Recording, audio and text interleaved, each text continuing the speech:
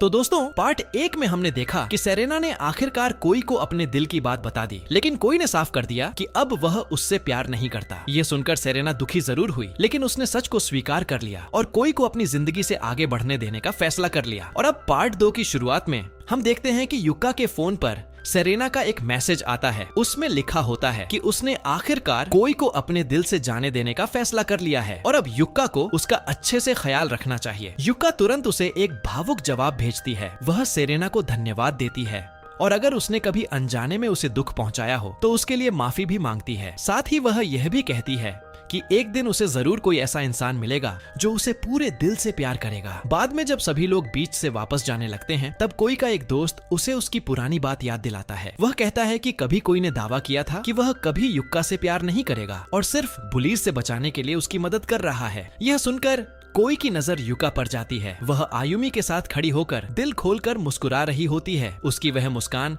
एक बार फिर कोई का दिल चुरा लेती है। उसी पल वह आखिरकार खुद से सच स्वीकार कर लेता है। वह कहता है कि कभी उसे लगता था कि वह युक्का से कभी प्यार नहीं करेगा, लेकिन अब वह पूरी तरह उससे प्यार करने लगा है। जब दूसरी सेमेस्टर शुरू होती है तब युक्का सुबह जल्दी उठकर कोई के लिए खुद खाना बनाती है। वह बड़े ध्यान से सब कुछ एक प्यारे से लंच बॉक्स में पैक करती है और उसे स्कूल लेकर जाती है। स्कूल पहुंचने से पहले उसकी मुलाकात सेरेना से हो जाती है। सेरेना तुरंत मजाकिया अंदाज में पूछती है कि क्या कोई हाल ही में उसके और करीब आने की कोशिश कर रहा है। फिर वह यह भी पूछती है कि कम से कम उसने उसका फोन नंबर तो ले लिया होगा। बाद में युक्का स्टोरेज रूम में पहुंचती है और कोई को अपना बनाया हुआ खाना चखने के लिए देती है। जैसे ही कोई पहला निवाला खाता है उसकी आंखें हैरानी से बड़ी हो जाती हैं। खाना इतना स्वादिष्ट होता है कि वह कुछ पल के लिए चुप रह जाता है। फिर वह मजाक में पूछता है कि क्या कोई उसे फिर से परेशान कर रहा है, क्योंकि बिना किसी वजह के कोई इतना अच्छा खाना बनाकर नहीं लाता। युक्का हल्के से हंसती है और कहती है कि उसने उन दर्दनाक यादों के बारे में सोचना बहुत पहले छोड़ दिया है। अब उसके दिमाग में अगर कोई रहता है तो वह सिर्फ कोई है। यह सुनते ही कोई के चेहरे पर इतनी चमकदार मुस्कान आ जाती है कि युक्का शर्म से लगभग पिघल जाती है। खाना खत्म करने के बाद कोई आलस से अंगड़ाई लेता है और युक्का से कहता है कि क्लास शुरू होने पर उसे जगा देना। यही पहली बार उसकी लगातार थकान की असली वजह सामने आती है। असल में कोई हर रात चुपके से एक बार में पार्ट टाइम काम करता है। इसी कारण वह स्कूल में अक्सर सोता हुआ दिखाई देता है। एक रात बार में मौजूद एक ग्राहक मजाक में उससे पूछ लेता है कि क्या वह प्यार में पड़ गया है। यह सुनकर कोई कड़वी मुस्कान के साथ जवाब देता है, मेरे जैसे गरीब लोगों को न किसी से प्यार करने का हक होता है और न किसी का प्यार पाने का। काम खत्म करने के बाद कोई पूरी तरह थका हुआ अपने अपार्टमेंट लौटता है। उसके पास कपड़े बदलने तक की ताकत नहीं बचती और वह सीधे बिस्तर पर गिरकर सो जाता है। अगली सुबह कोई स्कूल ही नहीं आता। युक्का को तुरंत चिंता होने लगती है। पूरे दिन क्लास में उसका ध्यान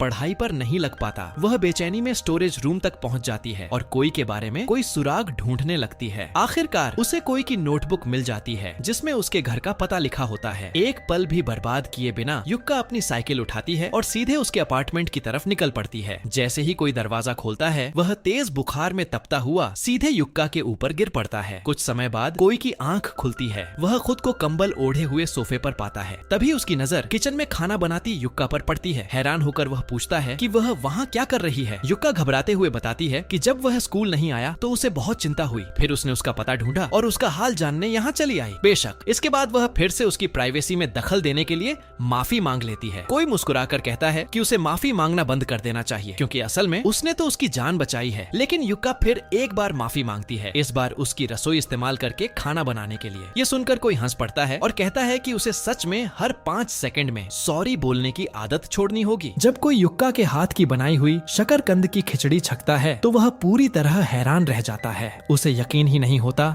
कि यह इतनी स्वादिष्ट हो सकती है। लेकिन खाने से भी ज्यादा युक्का को इस बात की चिंता होती है कि वह हमेशा अकेला रहता है और उसकी देखभाल करने वाला कोई नहीं है। वह धीरे से पूछती है कि उसके माता पिता कहाँ हैं। कोई थोड़ा असहज होकर जवाब देता है कि वे फिलहाल कहीं बाहर यात्रा पर गए हुए हैं। इसके बाद युक्का शर्माते हुए उससे उसका फोन नंबर मांगती है ताकि जब भी उसे चिंता हो वह उसका हाल पूछ सके। यह सुनते ही कोई के चेहरे पर बड़ी सी मुस्कान आ जाती है। वह कहता है कि वह तो कब से इसी सवाल का इंतजार कर रहा था। फिर दोनों खुशी खुशी अपने नंबर एक्सचेंज कर लेते हैं। जाने से पहले युक्का उससे कहती है कि जब भी उसे उसकी जरूरत होगी वह हमेशा उसके साथ खड़ी मिलेगी। साथ ही वह स्कूल के सारे नोट्स भी उसे दे देती है जो उसकी गैरहाजिरी के दौरान छूट गए थे। कोई दिल से उसका शुक्रिया अदा करता है। उसकी आंखों में ऐसी गर्मजोशी होती है जो शब्दों से कहीं ज्यादा बातें कह रही होती हैं। युक्का जैसे ही उसके अपार्टमेंट से निकलती है अचानक पीछे से दरवाजा दोबारा खुलता है। कोई उसे आवाज देता है और पूछता है कि अगले दिन स्कूल के बाद वह उसे कहाँ ले जाना चाहती है। यह सुनते ही युका खुशी से चमक उठती है और कहती है कि उसके मन में पहले से ही एक खास जगह है। अगली सुबह हमेशा की तरह स्कूल के मैदान में कोई के आसपास लड़कियों की भीड़ लगी होती है। जैसे ही सबको पता चलता है कि उसे बुखार था, वे नाटकीय अंदाज में उसकी चिंता जताने लगती हैं। एक लड़की कहती है कि काश उसकी देखभाल करने वाली वह होती। दूसरी लड़की मजाक में कहती है कि काश वह खुद वही बुखार होती। इतना सारा ध्यान पाकर कोई काफी खुश नजर आता है, लेकिन जब युक्का यह सब देखती है तो उसे तुरंत चिढ़ होने लगती है। वह बस कोई को एक ठंडी नजर से देखती है और चुपचाप वहाँ से चली जाती है। उनके दोस्त तुरंत समझ जाते हैं कि दोनों के बीच कुछ गड़बड़ है। सातातो कोई से कहता है कि युक्का का नाराज होना बिल्कुल जायज है, क्योंकि वह उसे सिर्फ अपने लिए चाहती है। लेकिन कोई थोड़ा घमंडी अंदाज में जवाब देता है कि इसमें उसकी क्या गलती है अगर वह इतना लोकप्रिय है। वह कहता है कि युक्का को बस थोड़ा और आत्मविश्वासी बनने की जरूरत है। बाद में स्कूल खत्म होने के बाद कोई और युक्का क्लासरूम में अकेले रह जाते हैं। वे बाहर निकलने ही वाले होते हैं कि तभी वही चिपकू लड़कियां अचानक अंदर आ धमकती हैं। वे कोई से कहती हैं कि वह उनके साथ घर चले, लेकिन कोई तुरंत ठंडे चेहरे के साथ उनका प्रस्ताव ठुकरा देता है। वह साफ शब्दों में कहता है कि आज वह बहुत व्यस्त है। उन लड़कियों के जाने के बाद कोई अचानक युक्का से एक अजीब सा सवाल पूछता है। वह पूछता है कि आखिर वह कब तक उसके साथ रहने वाली है। फिर वह पूछता है कि क्या ग्रेजुएशन के बाद भी वह उसके साथ रहेगी या एक दिन उसे छोड़कर चली जाएगी। युक्का बिना एक पल सोचे तुरंत जवाब देती है कि वह उसे कभी नहीं छोड़ेगी। इसके बाद कोई चुपचाप उसे वही नोटबुक वापस देता है जिसमें युक्का ने उसके लिए क्लास के नोट्स लिखे थे। बाद में युक्का भागती हुई आयुमी और सेरेना के पास पहुंचती है। वह दोनों से शिकायत करने लगती है कि हर समय लड़कियां कोई के आसपास मंडराती रहती हैं और इससे उसे कितनी जलन और चिढ़ होती है। यह सुनते ही सेरेना कहती है कि उसे उन लड़कियों को कोई मौका ही नहीं देना चाहिए। तभी आयुमी की नजर युक्का की नोटबुक के अंदर लिखी एक बात पर पड़ती है। युक्का हैरान रह जाती है जब उसे पता चलता है कि कोई ने चुपके से उसके लिए एक मैसेज छोड़ दिया था। उसमें लिखा होता है, मुझे छोड़कर मत जाना, मुझे तुम्हारी जरूरत है, मैं तुम्हारे बिना नहीं रह सकता। इसके बाद आयुमी उससे एक बहुत जरूरी सवाल पूछती है। वह पूछती है कि अगर कोई किसी दूसरी लड़की से प्यार करता तो क्या वह सच में उसके लिए खुश हो पाती। युक्का तुरंत नहीं कह देती है। यह जवाब सुनकर आयुमी आखिरकार झुंझला जाती है। वह युक्का से कहती है कि उसे हर बात को लेकर इतना ज्यादा सोचना बंद कर देना चाहिए और सीधे जाकर अपने दिल की बात कह देनी चाहिए। जैसे ही युक्का ये शब्द सुनती है, वह तुरंत अपनी साइकिल उठाती है और वहाँ से निकल पड़ती है। रास्ते में साइकिल चलाते हुए उसे कोई के साथ बिताया हर पल याद आने लगता है। उसे याद आता है कि कैसे उसने उसकी रक्षा की थी, कैसे उसने उसका हौसला बढ़ाया था, कैसे उसने उसे फिर से मुस्कुराना सिखाया था। धीरे धीरे युक्का को एक सच्चाई समझ में आने लगती है। शायद कोई भी उससे उतना ही प्यार करता है जितना वह उससे करती है। जब वह वहाँ पहुँचती है तो देखती है कि कोई पहले से ही उसका इंतजार कर रहा है और सबसे खास बात यह होती है कि वह ठीक उसी जगह खड़ा है जहाँ उनकी पहली मुलाकात हुई थी। यह देखकर युक्का की खुशी का ठिकाना नहीं रहता। उसे एहसास होता है कि कोई को भी उनकी पहली मुलाकात आज तक याद है। कोई धीरे से कहता है कि वह उस दिन को कभी भूल ही नहीं सकता, क्योंकि वही दिन था जब उसने तय किया था कि वह उसकी मदद करेगा और उसकी जिम्मेदारी उठाएगा। आखिरकार युक्का अपनी सारी हिम्मत जुटाती है। वह सीधे उसकी आंखों में देखकर कहती है, मैं तुमसे प्यार करती हूँ। कुछ पल के लिए कोई सचमुच हैरान रह जाता है। जब वह तुरंत जवाब नहीं देता तो युक्का शर्म से अपना चेहरा दोनों हाथों से छिपा लेती है, लेकिन तभी कोई प्यार से उसके हाथ पकड़कर नीचे कर देता है। फिर वह धीरे से कहता है, मैं भी तुमसे प्यार करता हूँ। इसके बाद वह धीरे धीरे उसकी तरफ झुकने लगता है। अगली सुबह युक्का पहली बार स्कूल जाने से पहले मेकअप करती है। रास्ते में उसे कोई उसका इंतजार करता हुआ मिल जाता है। वह तुरंत उसका हाथ पकड़ लेता है ताकि दोनों साथ साथ स्कूल जा सकें। जैसे ही क्लासमेट्स उन्हें हाथ पकड़े हुए देखते हैं, पूरे स्कूल में हलचल मच जाती है। हर तरफ फुसफुसाहट शुरू हो जाती है। कोई बिना किसी झिझक के सबके सामने घोषणा करता है कि अब युक्का उसकी गर्लफ्रेंड है। वह गर्व से कहता है कि युक्का अब आधिकारिक रूप से उसकी है। यह सुनते ही स्कूल की लगभग हर लड़की का दिल टूट जाता है, क्योंकि स्कूल का सबसे हैंडसम और सबसे लोकप्रिय लड़का आखिरकार युक्का को चुन चुका था। उस दिन के बाद दोनों लगभग हर समय साथ रहने लगते हैं। स्टोरेज रूम में बैठकर समय बिताते हुए एक दिन युक्का कोई को एक छोटी सी नोटबुक दिखाती है। वह बताती है कि उसमें वह कोई की पसंद और नापसंद की हर बात लिखना चाहती है ताकि उसे और अच्छे से समझ सके। कोई इस बात के लिए तैयार हो जाता है। दोनों तय करते हैं कि वह हर दिन युक्का के एक सवाल का जवाब देगा। ये सुनकर युक्का खुशी खुशी पूरे साल के लिए 365 सवाल तैयार कर लेती है। धीरे धीरे दोनों का लगभग सारा समय साथ बीतने लगता है। वे रोज साथ खाना खाते हैं, साथ बैठकर पढ़ाई करते हैं, लाइब्रेरी जाते हैं, फिल्में देखते हैं, बीच पर घूमने जाते हैं, तस्वीरें खींचते हैं और दुनिया के सबसे खुश कपल की तरह जिंदगी जीते हैं। लेकिन एक दिन सब कुछ अचानक बदल जाता है। जब कोई उस नोटबुक को पलट रहा होता है, उसकी नजर एक सवाल पर जाकर रुक जाती है। सवाल था, तुम्हारे कितने भाई बहन हैं? जैसे ही वह यह सवाल पढ़ता है, उसके चेहरे का रंग बदल जाता है, उसकी मुस्कान गायब हो जाती है और उसका भाव अचानक गंभीर हो जाता है। ऐसा लगता है जैसे उस सवाल ने उसके दिल में छिपे किसी पुराने जख्म को छू लिया हो। उस रात कोई अपने अपार्टमेंट में अंधेरे के बीच अकेला बैठा होता है। उसका चेहरा पूरी तरह टूटा हुआ दिखाई देता है, जैसे वह अपने परिवार से जुड़ा कोई बेहद दर्दनाक राज अपने अंदर छिपाकर बैठा हो। अगले दिन जब युक्का उसे साथ में खाना खाने के लिए बुलाती है, तो कोई चुपचाप कह देता है कि उसे भूख नहीं है। बाद में जब वह उसे एक क्लासमेट की बर्थडे पार्टी में चलने के लिए कहती है, तो वह माफी मांगते हुए कहता है कि वह व्यस्त है। इसके बाद धीरे धीरे कोई उससे दूरी बनाना शुरू कर देता है। वह हर मौके पर उससे बचने की कोशिश करता है। उनके दोस्त भी यह बदलाव नोटिस कर लेते हैं और दोनों को फिर से करीब लाने की कोशिश करते हैं। सेडो तो यहाँ तक कि कोई को क्रिसमस की सजावट खरीदने के लिए साथ चलने का न्योता देता है। हैरानी की बात यह होती है कि कोई इसके लिए मान भी जाता है, लेकिन पूरे समय वह युक्का से लगभग कोई बात नहीं करता। उसका यह व्यवहार युक्का का दिल तोड़ देता है और वह समझ ही नहीं पाती कि अचानक सब कुछ क्यों बदल गया। जब सभी लोग मॉल से बाहर निकल रहे होते हैं, तभी बार में काम करने वाली एक महिला अचानक खुशी से कोई को आवाज देती है। वह कहती है कि उसे उसकी बहुत याद आ रही थी। यह सुनते ही युक्का का दिल बैठ जाता है। उसका दिल और ज्यादा तब टूटता है जब वह महिला सामान्य अंदाज में कहती है कि रात को बार में उसकी फिर से कोई से मुलाकात होगी। आयुमी तुरंत युक्का के चेहरे पर दर्द और जलन देख लेती है। वह सीधे कोई से पूछती है कि वह महिला कौन है, लेकिन कोई ठंडे स्वर में जवाब देता है कि वह कोई खास नहीं है। जब आयुमी कहती है कि युक्का कम से कम सच्चाई जानने की हकदार है, तब अचानक कोई का गुस्सा फूट पड़ता है। वह तेज आवाज में पूछता है कि आखिर वह बीच में दखल क्यों दे रही है। यह बहस देखकर सभी लोग हैरान रह जाते हैं। आयुमी की आंखों में आंसू आ जाते हैं। वह कोई को बुरा भला कहकर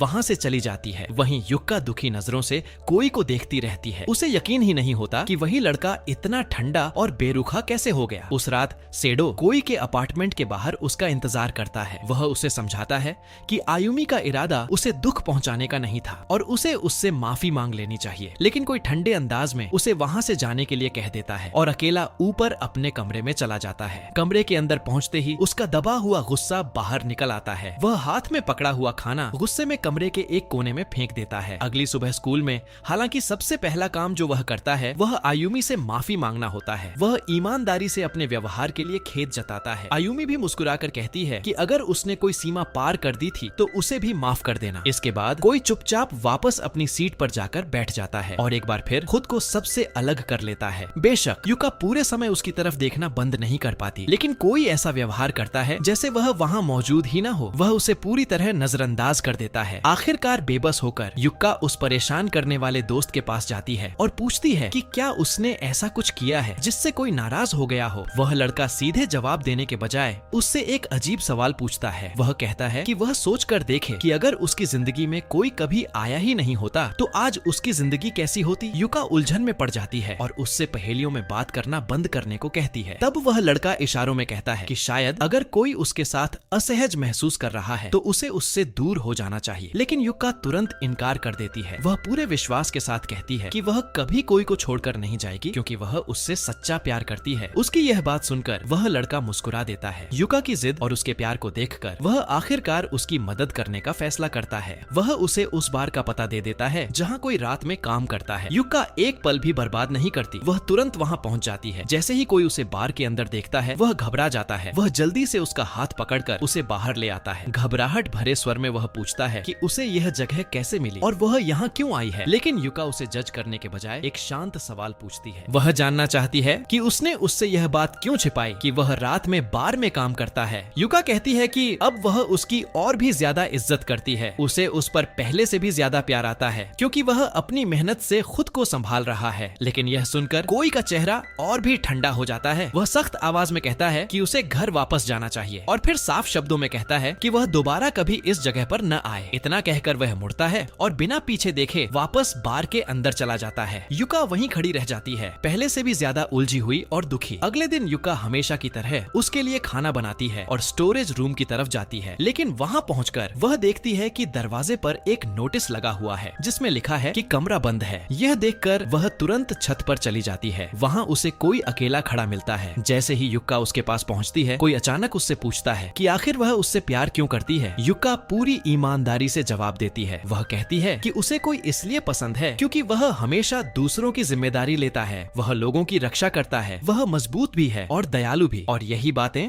उसे सबसे खास बनाती हैं। लेकिन यह सब सुनकर खुश होने के बजाय कोई का चेहरा और भी ज्यादा दर्द से भर जाता है। वह कहता है कि युक्का असल में उसके बारे में कुछ भी नहीं जानती। वह बार बार उसे प्यार देती रहती है, जबकि उसे उसके असली रूप के बारे में कोई जानकारी ही नहीं है। फिर अचानक बिना किसी चेतावनी के कोई शांत आवाज में कहता है कि उन्हें अब अलग हो जाना चाहिए। इतना कहकर वह वहाँ से चला जाता है। उस पल युक्का को ऐसा महसूस होता है जैसे उसका दिल पूरी तरह टूट गया हो। वह गहरे दुख में डूब जाती है। उसके दोस्त लाख कोशिश करते हैं कि उसका मन ठीक हो जाए, लेकिन कुछ भी काम नहीं आता। नए साल की पूर्व संध्या पर उसके दोस्त उसे अपने साथ जश्न मनाने ले जाते हैं, लेकिन जहां बाकी सभी लोग हंस रहे होते हैं और मजे कर रहे होते हैं, वहीं युक्का पूरी तरह बुझी हुई नजर आती है। उसी समय दूसरी तरफ कोई बार में काम कर रहा होता है। वहां मौजूद एक लड़की उससे फ्लर्ट करते हुए पूछती है कि उसकी पसंदीदा डिश क्या है। यह सवाल सुनते ही उसे युक्का याद आ जाती है, जो बड़े उत्साह से टोंकोत्सु रामेन की बातें किया करती थी। बिना सोचे समझे वह उसी का नाम ले देता है। जब वह उस लड़की को तस्वीर दिखाने के लिए अपना फोन खोलता है, तभी उसकी नजर अपने और युक्का की साथ वाली तस्वीरों पर पड़ती है। एक पल में उनकी सारी खूबसूरत यादें उसके दिमाग में लौट आती हैं। उसी समय दूसरी तरफ युक्का भी अपने फोन में उनकी पुरानी तस्वीरें देख रही होती है। अचानक कोई को एहसास होता है कि उसने कितनी बड़ी गलती कर दी है। पछतावे से भरकर वह सब कुछ छोड़ देता है और बार से बाहर भाग पड़ता है। वह सीधे उस कराओके रेस्टोरेंट की तरफ दौड़ता है जहाँ युक्का और बाकी दोस्त नए साल का जश्न मना रहे हैं, लेकिन वहाँ पहुँचने पर उसे युक्का कहीं दिखाई नहीं देती। घबराकर वह सबसे पूछता है कि वह कहाँ गई है। आयुमी ठंडे स्वर में जवाब देती है कि वह उसे कुछ नहीं बताएगी। वह कहती है कि उसने पहले ही युक्का को काफी दर्द दे दिया है। कोई सभी से दिल से माफी मांगता है। वह स्वीकार करता है कि वह कभी भी अपने बारे में खुलकर बात करने में अच्छा नहीं रहा, लेकिन इस बार उसे युक्का से मिलना बहुत जरूरी है। उसे सब कुछ समझाना है कि आखिर उसने उसे अपने से दूर क्यों किया। तभी सेरेना धीरे से बताती है कि युक्का ने कहा था कि वह उस जगह जा रही है जो उसके दिल के सबसे करीब है। हालांकि उसने यह नहीं बताया था कि वह जगह कौन सी है, लेकिन सातो तुरंत कुछ समझ जाता है। आखिरकार कोई उसी जगह पहुंच जाता है जहां उसकी और युक्का की पहली मुलाकात हुई थी। जैसे ही युक्का उसे देखती है, वह तुरंत उसकी तरफ दौड़ पड़ती है। तेज तेज सांस लेते हुए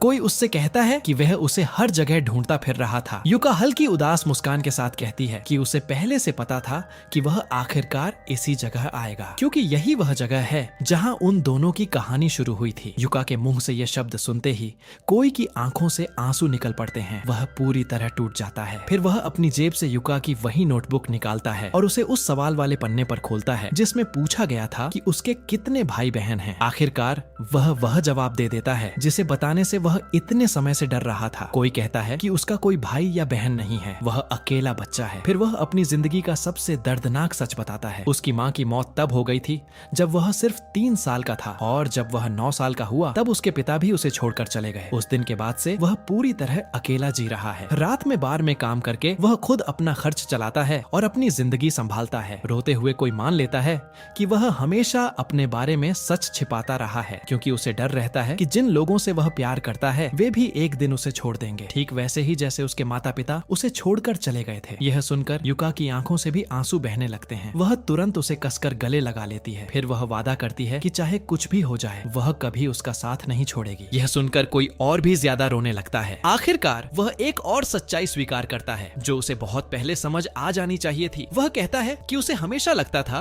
कि वह युक्का की रक्षा कर रहा है, लेकिन सच तो यह है कि असल में युक्का ही उसकी रक्षा कर रही थी। इसके बाद कोई एक बार फिर अपने दिल की बात कहता है। वह कहता है कि वह दुनिया की किसी भी चीज से ज्यादा युक्का से प्यार करता है। आंसुओं के बीच मुस्कुराते हुए युक्का भी उससे कहती है कि वह भी उससे उतना ही प्यार करती है। उस दिन के बाद दोनों ने फिर कभी एक दूसरे का साथ नहीं छोड़ा, और इसी के साथ यह खूबसूरत कहानी अपने अंत तक पहुंचती है। लेकिन जाते जाते यह एक बहुत प्यारा संदेश छोड़ जाती है। कभी कभी एक इंसान आपकी जिंदगी में आता है और सब कुछ बदल देता है। आपको लगता है कि आपको उसकी सबसे ज्यादा जरूरत है, लेकिन सच्चाई यह भी हो सकती है कि असल में उसे आपकी जरूरत आपसे कहीं ज्यादा हो। इसलिए अगर आपकी जिंदगी में कभी ऐसा कोई इंसान आए तो उसका हाथ मजबूती से थामे रखना, उसे आसानी से जाने मत देना, क्योंकि कुछ लोग सिर्फ हमारी जिंदगी का हिस्सा नहीं बनते बल्कि हमारी जिंदगी को बेहतर बनाने की वजह बन जाते हैं। और इसी के साथ युक्का और कोई की खूबसूरत कहानी आखिरकार खत्म हो जाती है। मिलते हैं अगली वीडियो में।